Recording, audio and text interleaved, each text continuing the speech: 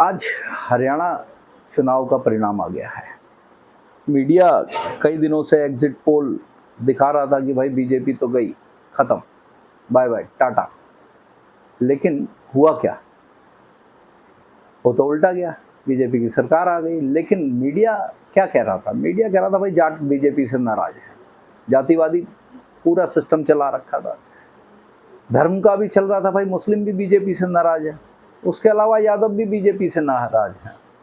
उसके अलावा इन्होंने एक गेम खेला कि भाई ये जो अग्निवीर है ना, इसकी वजह से आर्मी में जाने वाले लोग भी नाराज हैं। किसान आंदोलन, मतलब फर्जी किसान आंदोलन, उसके अलावा पहलवानों का आंदोलन, ये सारी चीजें लगाई, सब नाराज, सब के सब गुस्से में।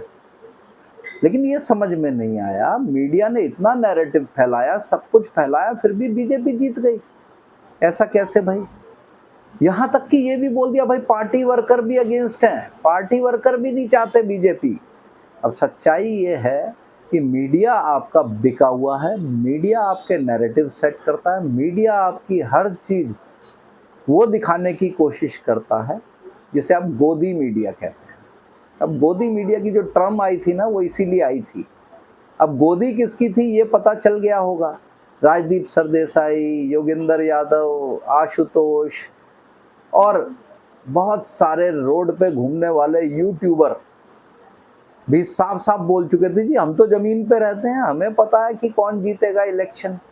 वास्तव में आज जो है ना, पता चल गया कि जनता जो है ना काम पे ध्यान देती है।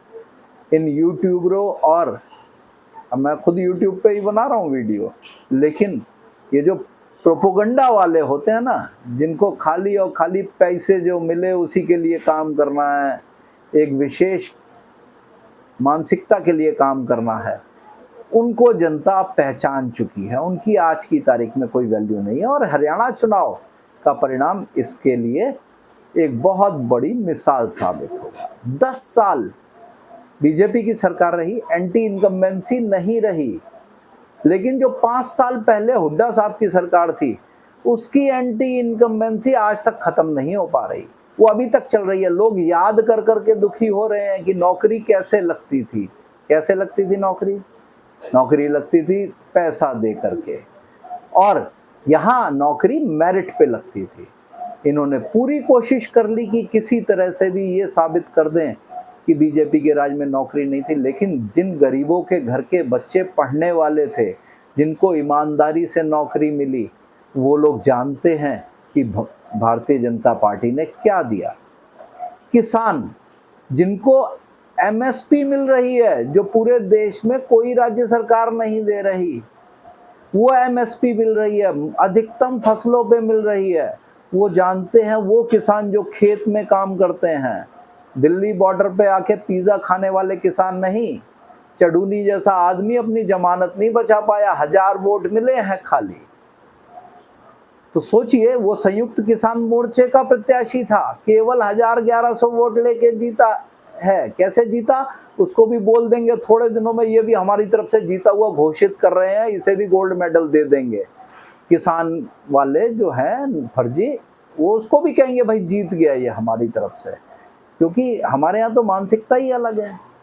इसके बाद बड़े बड़े जो नेता थे, जो दिल्ली को अपना मान चुके थे, पंजाब हमारी, अब हरियाणा जीत गए तो पूरी की पूरी बेल्ट हमारी हो जाएगी। कह रहे थे सरकार हमारे बिना बनेगी नहीं, नोटा से भी छोटा हो चुके हैं। सारे जितने लड़े थे सबकी जमानत जब्त है, दिखाई भी नहीं दे रहे, गए कहाँ। और राहुल गांधी जी चुनाव परिणाम आने से पहले ही अपनी बहन के साथ विदेश चले गए, ऐसी मीडिया में खबरें हैं।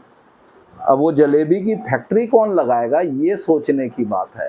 बहुत सारे लोग इंतजार कर रहे थे, 50,000 रोजगार आने वाले हैं, बेचारे क्या करें। अब वो बड़े निराश हैं।